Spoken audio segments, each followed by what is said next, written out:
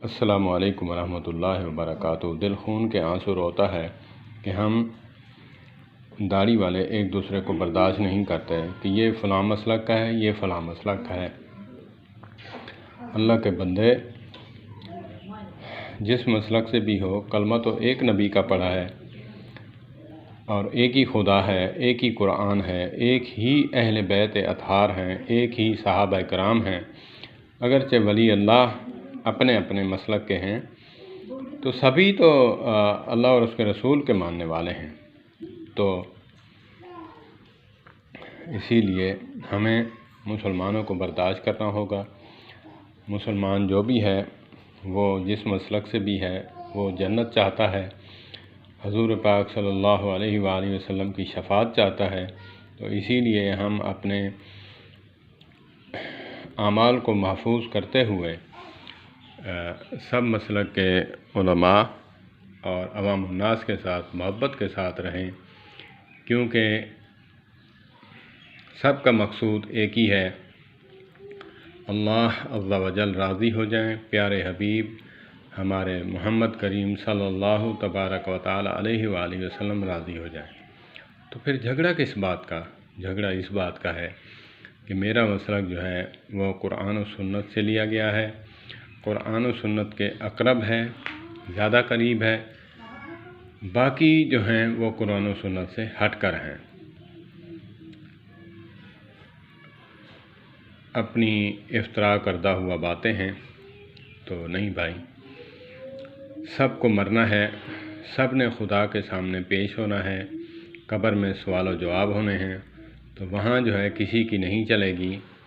اگر کسی مسلک کے بھی بزرگ ہے، صحیح معنی بزرگ ہے،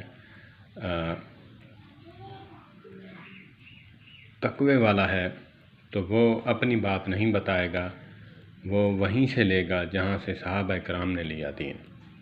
اللہ پاک ہمیں جو ہے اکثر ہمیں طعنہ دیتے ہیں کہ جی پروفیسر ہے، لیکچرار ہے، وہ ایک دوسرے کو برداشت کرتے ہیں، یونیورسٹی کے طالب علم ایک دوسرے کو برداشت کرتے ہیں، مدارس کے طالب علم ایک دوسرے کو برداشت نہیں کرتے۔ میں بھی انہی میں سے ایک ادنا سا ایک خادم ہوں اہل حدیث جماعت کا۔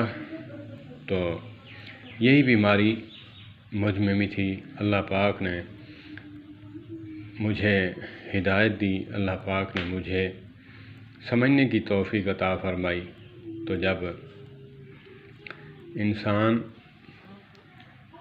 دوسروں کو جو ہے بری نگاہ سے دیکھے گا تو اس کا دل بھی صاف نہیں رہے گا۔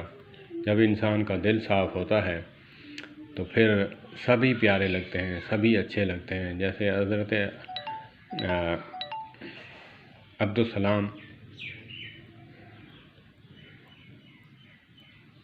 جناب ابو سفیان اور عبداللہ بن سلام جب کلمہ انہوں نے پڑھا، پھر کہا تھا کہ یا رسول اللہ فداک ابی و امی، جب میں مسلمان نہیں تھا تب مجھے سب نعوذ باللہ من ذالک، آپ بھی اور صحابہ کرام آپ کے ساتھی بھی پوری دنیا سے برے لگتے تھے۔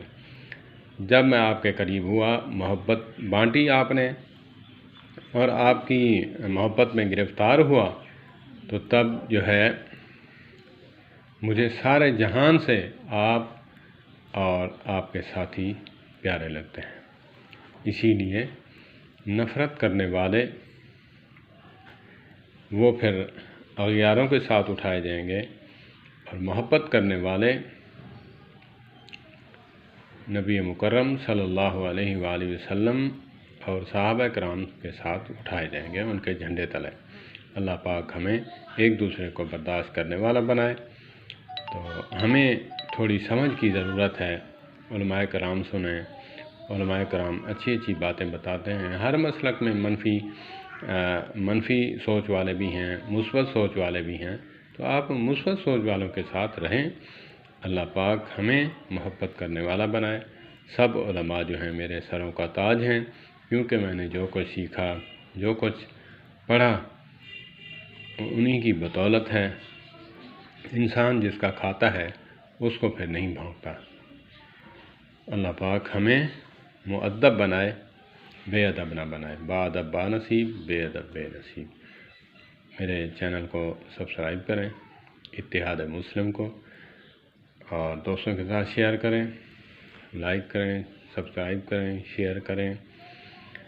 میں اکثر یہ گلہ رہتا ہے میوزک وغیرہ یا پھر کسی اور ٹاپک پہ منفی پہلو پہ کوئی ایسا بیان ہو تو اس پہ میں دیکھتا ہوں لاکھوں سبسکرائبر بھی ہوتے ہیں، لائک بھی ہوتے ہیں اور ویوز بھی ہوتے ہیں، تو مثبت بات پہ کیوں نہیں؟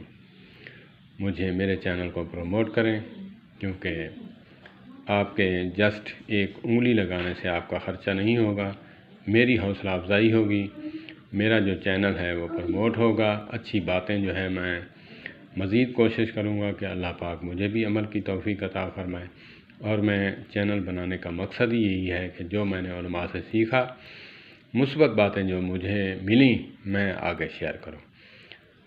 اللہ پاک ہمیں جو ہے سمجھ عطا فرمائے۔ اور آج میں اہل حدیث ہوں، کسی دیوبندی عالم سے میں مسئلہ پوچھتا ہوں تو بہت مسئلہ ہے، پہلے اس کے ماتھے پر دیکھا جاتا ہے کہ سوال کی نوعیت کیا ہے، پھر اسی حساب سے طعن و تشنیع بھی کی جاتی ہے، باتیں بھی سننی پڑتی ہیں، لیکن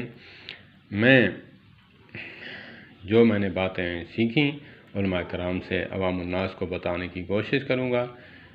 آپ محبت بکھیریں، نفرت سے مبرہ رہیں، اور اللہ پاک ہمیں جو ہے علماء کی قدر کی توفیق عطا فرمائے اور علماء کا مؤدب بنائے،